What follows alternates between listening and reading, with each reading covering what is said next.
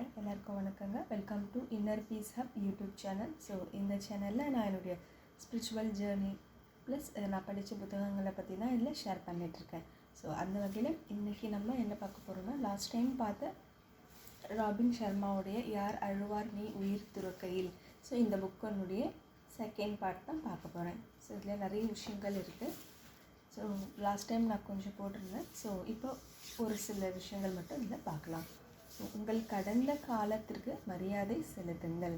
So நம்மளுடைய past லைஃப்பில் இருக்கக்கூடிய நம்ம எக்ஸ்பீரியன்ஸ் பண்ண சில கசப்பான விஷயமா இருக்கட்டும், இல்லை நல்ல விஷயங்களாக இருக்கட்டும், அதுக்கு நம்ம கண்டிப்பாக மரியாதை கொடுக்கணும். கடந்த காலத்தை பற்றி சிந்திக்க செலவிடப்படும் ஒவ்வொரு மணி துளியும் வரும் காலத்தில் இருந்து திருடப்படுகிறது எனலாம். ஸோ உட்காந்து இந்த பாஸ்ட் லைஃப் பற்றி நம்ம டீப்பாக திங்க் பண்ணிகிட்ருக்கோம் அப்படின்னா, ஸோ அது கண்டிப்பாக வேல்யூபிளாக இருக்காங்கிறத ஒரு அவேர்னஸ்க்கு நம்ம கண்டிப்பாக வந்துடணும். அதுலேருந்து ஒரு வேல்யூ இல்லை அப்படின்னு நம்ம ரியலைஸ் பண்ணும்போது அதை நம்ம யோசிக்கிறதுனால எந்த ஒரு பயனுமே இல்லை அப்படிங்கிறது சொல்கிறாரு. அது மட்டும் இல்லாமல் நம்மளுடைய வாழ்க்கையில் நம்ம ரொம்ப பெரிய ஒரு கஷ்டத்தில் இருக்கோம், கஷ்டத்தை நம்ம சந்திச்சிட்ருக்கோம் அப்படின்னும்போது அந்த கஷ்டம் நம்மளை ஏதோ ஒரு விஷயத்துக்காக சாதனை செய்கிறதுக்காக தான் அப்படிங்கிறதும் இதில் சொல்கிறாரு. நீங்கள் வாழ்க்கையில் தாங்கோனா சிரமங்கள் அனுபவித்துள்ளீர்கள் என்றால் ஒருவேளை பெரியதொரு நோக்கத்திற்காக அர்ப்பணமாக நீங்கள் தயார்படுத்துகிறீர்கள் என்று அர்த்தம் கொள்ளலாம். ஸோ நம்மளுடைய அப்ஸ்ட்ராக்டர்ஸ் எல்லாமே ஒரு ஹையர் லெவலில் நம்மளை க்ரோத் பண்ணுறதுக்காக தான் அப்படிங்கிறத இவர் சொல்கிறாரு. ஸோ நெக்ஸ்ட்டு இந்நாளை நல்லதொரு தொடங்குங்கள். ஸோ எவ்ரி டேவும் ஒரு குட் டேவாக நம்ம ஸ்டார்ட் பண்ணணும். ஸோ இவரும் அந்த ரிச்சுவல்ஸை பற்றி தான் சொல்கிறாரு. ஸோ காலையில் எழுந்தோடனே தியானம் பண்ணுறதா இருக்கட்டும், இல்லை நமக்காக அந்த நேரம் செலவிடப்படுறதாக இருக்கட்டும், இல்லை வெளியே வாக்கிங் போகிறதா இருக்கட்டும், இல்லை நல்ல புத்தகங்கள் படிக்கிறதா இருக்கட்டும். ஸோ ஒவ்வொரு நாளுமே ரொம்ப ஒரு இம்பார்ட்டண்ட்டாக நம்ம ஸ்டார்ட் பண்ணுற டே, நம்ம கல்டிவேட் பண்ணக்கூடிய அந்த தாட்ஸ் தான் அந்த த்ரூ அவுட் த டே நம்மளை எடுத்துகிட்டு போகும் அப்படிங்கிறத இவர் சொல்கிறாரு. அதே மாதிரி நம்ம 1/2 hour பிஃபோர் நம்ம எழுந்துக்கிறோம் இல்லையா இந்த ரிச்சுவல்ஸ்க்காக, அது ரொம்ப பிளாட்டினம் டைம்னு சொல்கிறாரு. ஸோ அப்போ நம்ம என்ன மாதிரியான எண்ணங்கள் நமக்குள்ளே நம்ம கல்டிவேட் பண்ணுறோம் அப்படிங்கிறது ரொம்பவே இம்பார்ட்டண்ட்டு. ஸோ எதுவும் என்னோடய லைஃப்பில் நான் எக்ஸ்பீரியன்ஸ் பண்ணியிருக்கேன். ஸோ நம்ம எழுந்தோடனே நல்ல சிந்தனையோடு இருக்கணும். ஸோ இறை சிந்தனைகளாக இருக்கலாம், இல்லை நம்மளுடைய ஃபோக்கஸ் ஆன் அவர் கோலாக கூட இருக்கலாம். ஸோ நம்ம எழுந்திருக்கும் போது நல்ல ஒரு குறிக்கோளோடு நம்ம எழுந்திக்கணும் அப்படின்னு இவர் சொல்கிறாரு.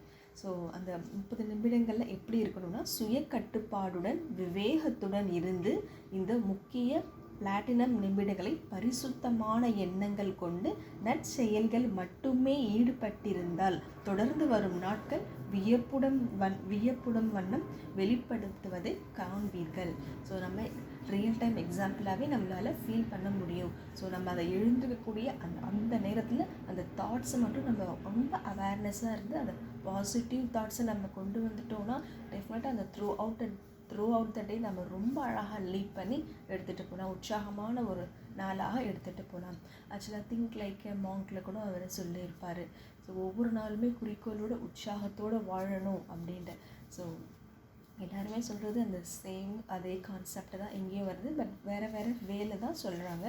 பட் சொல்லக்கூடிய விஷயம் ரொம்பவே இம்பார்ட்டண்ட்டான ஒரு விஷயம்தான். ஸோ வாழ்க்கையை மகிழ்ச்சியாகவும் அமைதியாகவும் வாழணும் அப்படின்னு சொல்கிறாங்க. ஸோ நெக்ஸ்ட்டு மேன்மையாக மறுக்க பழகுங்கள். So set boundaries and when it possible say no when necessary அப்படிங்கிறது ரொம்பவே இம்பார்ட்டண்ட்டாக சொல்கிறாரு. ஸோ செட் பவுண்ட்ரிஸ் இருக்கட்டும். ஸோ நமக்குன்னு ஒரு ப்ரைவசி வேணும், நம்மளுடைய விஷயங்கள் செய்கிறதுக்காக நம்மளுக்கு சில நேரங்கள் தேவைப்படுது. ஸோ அந்த நேரத்தை பிறருக்கு கொடுக்கணுங்கிற அவசியம் இல்லை. First take care of our self. So நம்ம புரிஞ்சுக்கிட்டு நம்ம காதலிக்கும் போது தான் மற்றவரை நம்ம மதிக்கிறதுக்கும் மற்றவங்க நம்ம அன்பு காட்டுறதுக்கும் கரெக்டாக ஒரு உண்மையான தன்மையாக இருக்கும் அப்படின்னு சொல்கிறாரு. அதுக்காக செட் பவுண்ட்ரிஸ். ஸோ அந்த பவுண்ட்ரிஸ் அப்படிங்கிறது ரொம்பவே இம்பார்ட்டண்ட்டான ஒரு விஷயம் வாழ்க்கையில் அப்படின்னு சொல்கிறாரு. அது மட்டும் இல்லாமல் சில சந்தர்ப்ப சூழ்நிலைகளில் நம்ம நோ சொல்ல வேண்டியது இம்பார்ட்டண்ட்டாக, அது அதில் நம்ம கில்ட் ஆக வேண்டிய அவசியம் கிடையாது. நம்ம தீர்மானித்து நம்ம நோ சொல்லும்போது இந்த விஷயத்துக்காக நம்ம நோ சொல்கிறோம், இந்த விஷயம் எனக்கு செய்ய வேண்டியது வேலை இருக்குது, எனக்காக நான் டைம் ஸ்பெண்ட் பண்ண வேண்டியது இருக்குது அப்படின்னும் போது நீங்கள் டெஃபினட்டாக நோ சொல்லலாம். அதில் நம்ம கில்ட் ஆகணும் அப்படிங்கிற ஒரு அவசியம் கிடையாது அப்படின்னு இவர் சொல்கிறாரு. நெக்ஸ்ட்டு வந்து வாரம் ஒரு நாள் ஓய்வு எடுங்கள். ஸோ நம்மளுக்காக நம்ம ஒரு டைம் ஒதுக்கிக்கிட்டு ஸோ அந்த நாளில் வந்து நம்மளுக்கு பிடிச்ச விஷயங்கள் செய்கிறதா இருக்கட்டும், இல்லை வேறு ஏதாவது வெளியே போகிறது, இல்லை வீட்டுக்கு தேவையான பொருட்கள் வாங்கிட்டு வர்றதா கூட இருக்கலாம், இல்லை ஃப்ரெண்ட்ஸோடு வெளியே போகிறதா கூட இருக்கலாம். ஸோ நம்மளுக்காக நம்ம ஒரு நாள் வந்து செலவு பண்ணணும், நம்மளுக்காக வந்து நம்ம வாழணும் அப்படிங்கிறத இவர் சொல்கிறார். மன அழுத்தம் அடிப்படையில் மோசமான ஒன்று அல்ல. பல சமயங்களில் நாம் சிறப்பாக செயல்படலாம், நம்மால் வரையறுக்கப்பட்ட எல்லைகளையும் தாண்டி நம்மை சாதனை புரிய முடியும். நம்மை ஆச்சரியப்பட வைப்பது இந்த மன அழுத்தமே. ஸோ மன அழுத்தம் தான் நம்மளுக்கு வந்து ரொம்ப பெரிய ஒரு ட்ராபேக்காக இருக்குது அப்படிங்கிறத இவர் சொல்கிறார். நம்ம லீவ் போட்டு வீட்டில் இருந்தாலுமே சரி, வேலைக்கு போகாமல், பட் ஆனால் நம்ம வேலையை பற்றி நம்ம சிந்திச்சுட்ருக்கோம். ஸோ அந்த நேரத்தில் அந்த நொடியில் ஃபேமிலி கூட நம்ம இருக்க மாட்டோம். மறுபடியும் அன்வான்ட் தாட்ஸு இல்லை டிப்ரெஷன் நிறைந்த அந்த தாட்ஸ் கூட நம்ம போய் சிக்கிக்கிறோம் அப்படிங்கிறதான் இவர் சொல்ல வராரு. என்னவென்றால் உலக அளவில் கவலை கொண்டுள்ள இன்றைய காலகட்டத்தில் மன அழுத்தத்திலிருந்து தேவையான அளவு விடுதலை கிடைப்பது இல்லை அப்படின்னு சொல்கிறாரு. உங்கள் ஆழ்மனது புத்துணர்வு பெறவும், வாரம் ஒரு முறை மன அமைதி பெறுவதற்காக திட்டமிடவும், காலப்போக்கில் சிக்கலாகி போன உங்கள் வாழ்க்கையில் நீங்கள் கைவிடப்பட்ட சில சின்ன சின்ன மகிழ்ச்சிகளையும் திரும்பவும் பெற்று அனுபவிக்கவும் இந்த வாரத்தில் சபாத் உதவும். ஸோ நம்மளோட சின்ன சின்ன விஷயங்கள், நம்ம கைவிடப்பட்ட அந்த சின்ன சின்ன விஷயங்கள் நம்ம செய்யலாம், மறந்து போன சில விஷயங்கள் வந்து நம்ம செய்கிறதுக்காக இந்த ஒரு வாரம் வந்து நம்மளுக்காக ஒதுக்குற அந்த நாள் வந்து நம்மளுக்கு உதவும் அப்படின்னு சொல்கிறாங்க.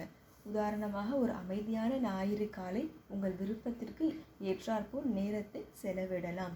ஸோ ஒரு சண்டே நம்ம சீக்கிரம் எழுந்துக்கிட்டோம் அப்படின்னும் போது அது நம்மளுக்கான ஒரு நாளாக, ஒரு பீஸ்ஃபுல்லான ஒரு நாளாக நம்ம அமைச்சிக்கலாம். முடிஞ்சால் நம்ம வெளியே போகலாம், பார்க், அந்த இயற்கை சூழ்ந்த அந்த இடத்துல நம்ம செலவிடலாம். இல்லை ஹைக்கிங் போகிறதா கூட இருக்கட்டும், இல்லை ஒரு நல்ல புத்தகங்கள், ஆன்மீகம் சார்ந்த இல்லை மெய்யறிவு சார்ந்த ஒரு புத்தகங்களாக கூட இருக்கலாம். ஸோ அந்த மாதிரி நம்ம செலவிடப்படும் போது அந்த நேரத்தை நம்ம ப்ரொடக்டிவாக யூஸ் பண்ணுறோம் அப்படிங்கிறத இவர் சொல்கிறாரு. ஸோ நம்ம வந்து பேசிக்காக நம்மளுக்கே தெரியாமல் அந்த மன அழுத்தத்துக்குள்ளே இருக்கோங்கிறதுக்கு நம்ம மறந்துட்டு நம்ம அதில் வாழ்ந்துட்டுருக்கோம் அப்படிங்கிறது தான் இவர் சொல்ல வராரு. நெக்ஸ்ட், உங்களுடன் பேசுங்கள்.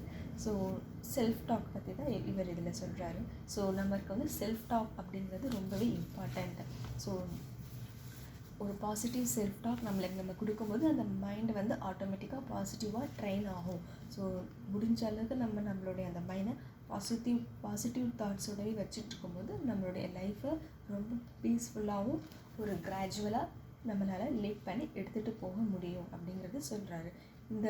இந்த மிகவும் எளிதான வழி என்னவென்றால், ஒரு வாசகத்தை தேர்ந்தெடுத்து கொண்டு உங்கள் மனதில் அதன் மீது நாள் முழுவதும் பலமுறை ஒரு முனைப்போடு செலுத்த வேண்டும். இவ்வாறு செய்யும் பொழுது அவ்வாசகம் உங்கள் பிரக்ஞையை ஆட்கொள்ளும், மேலும் உங்களுடனேயே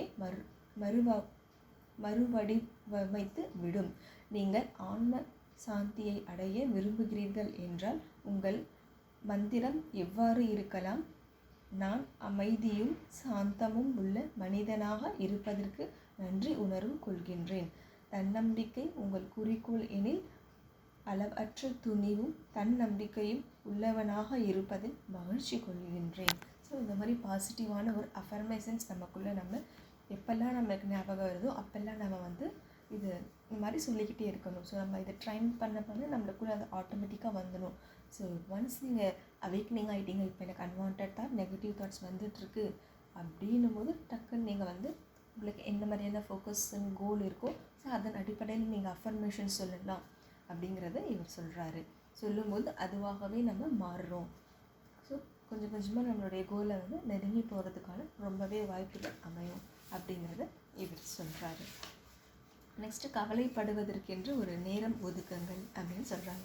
ஸோ கவலைப்படுறதுக்கு அப்படிங்கிறதுக்காக நம்ம வந்து 24 ஹவர்ஸும் நம்மளுக்கு எப்பெல்லாம் ஞாபகம் வந்து அந்த கவலையால் உட்காந்து அதுக்குள்ளே நம்ம வந்து அந்த கவலைகளுக்குள்ளே மூழ்கி அதுக்குள்ளேயே நம்ம வந்து வாழ்ந்துட்டுருக்கோம் அப்படிங்கிறது தான் இவர் சொல்கிறாரு. ஸோ கவலைப்படுறதுக்குன்னு இல்லை மார்னிங்கோ இல்லை ஆஃப்டர்நூன் இல்லை ஈவினிங்கோ உங்களுக்கு எப்போ டைம் கிடைக்குதோ அப்போ வந்து 1/2 hour ஸோ அந்த கவலைக்குள்ளே உட்காந்து மூழ்கி அதுக்கான தேடுதலை நீங்கள் வந்து முயற்சிக்கலாம் அப்படின்னு இவர் வந்து இதை சொல்கிறாரு. உங்களால் கவலைகளை தீர்க்க முடிஞ்ச ஒரு கவலைகளாக கூட இருக்கலாம், அதுக்கு சொல்யூஷன் கிடைக்கலாம், இல்லை சொல்யூஷன் இல்லாத கவலைகளாக கூட இருக்கலாம். ஸோ அதை வந்து நீங்கள் பிரித்து பார்த்துட்டு ஸோ இதுக்கு தான் கவலைப்படணுமா அப்படிங்கிறத யோசித்து நீங்கள் அதுக்கு ஒரு தீர்மானத்துக்கு வரணும். ஸோ நிச்சயமாக இதுக்கு தீர்வு கொள்ள முடியும் அப்படின்னும் போது நீங்கள் கவலைப்படுறதுல ஒரு யூஸ்ஃபுல் இருக்குது அப்படிங்கிறத சொல்கிறாரு. ஸோ கவலைப்படுறதுனால எந்த யூஸும் இல்லை, அந்த விஷயம் வந்து நம்ம கண்ட்ரோலில் இல்லை அப்படின்னும் போது அதை நம்ம கவலைப்பட வேண்டிய அவசியம் இல்லை அப்படின்னு சொல்கிறாரு. எப்பொழுதும் கவலைப்படுதல் என்ற பழக்கம் ஒருவரது வாழ்க்கை தரத்தை நம்ப முடியாத அளவுக்கு குறைக்கும் என்பதை அனுபவபூர்வமாக அறிவேன். ஸோ நம்மளுடைய அந்த ஹோப்பை அதை வந்து உடைக்கக்கூடிய அளவுக்கு இந்த கவலை இருக்குது அப்படிங்கிறத இவர் சொல்கிறாரு. ஸோ மாலையில் ஒரு 30 நிமிடம் அதற்கென்று ஒதுக்கி அந்த நேரத்தில் உங்கள் பிரச்சனைகளில் உழன்று அதை பற்றி சிந்தனைகளை முழுகலாம். இதற்கு பிறகு பிரச்சனைகளை பின்னுக்கு தள்ளிவிட்டு செல்ல பழக வேண்டும். ஆக்கமுடன் செயல்படுவது அடுத்த கட்டம். இயற்கை சூழலில் நடைபயிலுதல், ஊக்கமளிக்கும் நூல் படித்தல் அல்லது நீங்கள் நேசிக்கும் ஒருவரிடம் ஒரு மனம் திறந்து உரையாடல் போன்றவற்றை செய்யலாம். ஸோ நம்ம அந்த கவலைப்படக்கூடிய அந்த நேரத்தில் வந்து கொஞ்சம் அந்த வெளியே போகிறது இல்லை பிடிச்சவங்களோட பேசி நம்மளுடைய கஷ்டங்களை பகிர்ந்துக்கிறதா கூட இருக்கலாம். ஸோ இந்த மாதிரி நம்ம செய்யும்போது அந்த கவலைகள் வந்து நம்மளை விட்டு ஆட்டோமேட்டிக்காக அது வந்து போகிறத நம்மளால் கண் கூட பார்க்க முடியும் அப்படின்னு சொல்கிறாரு. இதை பற்றி சிந்தியுங்கள். எளிமையான அதிக திறம் கொண்ட இந்த யுக்தி நீங்கள் வருத்தப்படும் நேரத்தை குறைத்து இறுதியாக இந்த பழக்கமே என்னவென்று இல்லாமல் போகிவிடும். ஸோ காலப்போக்கில் நம்ம அதை கவலைப்படக்கூடிய அந்த விஷயமே நம்மளுக்கு வரவே வராது அப்படின்னு இவர் எக்ஸ்பீரியன்ஸால் இவர் வந்து சொல்கிறாரு. ஸோ கவலைப்படுறதுக்குன்னு ஒரு டைம் வச்சுக்கலாம். ஸோ அதில் நம்ம வந்து நம்ம கண்ட்ரோலில் இருக்கக்கூடிய கவலைகள் இல்லை முடிஞ்சு போன கவலைகள், ஸோ ரெண்டுமே நம்ம செல்ஃப் ரியலைசேஷன் பண்ணி நம்ம எதுக்கு கவலைப்படணுமோ அதுக்கு நம்ம இம்பார்ட்டன்ஸ் கொடுக்கலாம் அப்படிங்கிறது இந்த புத்தகத்தில் சொல்லியிருக்காங்க. இன்னமும் நிறைய விஷயங்கள் இந்த புத்தகத்தில் ரொம்ப இம்பார்ட்டண்ட்டான விஷயங்கள், நம்ம வாழ்க்கைக்கு தேவைப்படக்கூடிய ஒரு விஷயங்கள் நிறைய இந்த புத்தகத்தில் இருக்குது. ஸோ நெக்ஸ்ட் வரக்கூடிய அந்த வீடியோக்களில் பார்க்கலாம். நன்றிங்க. வாழ்க வளமுடன்.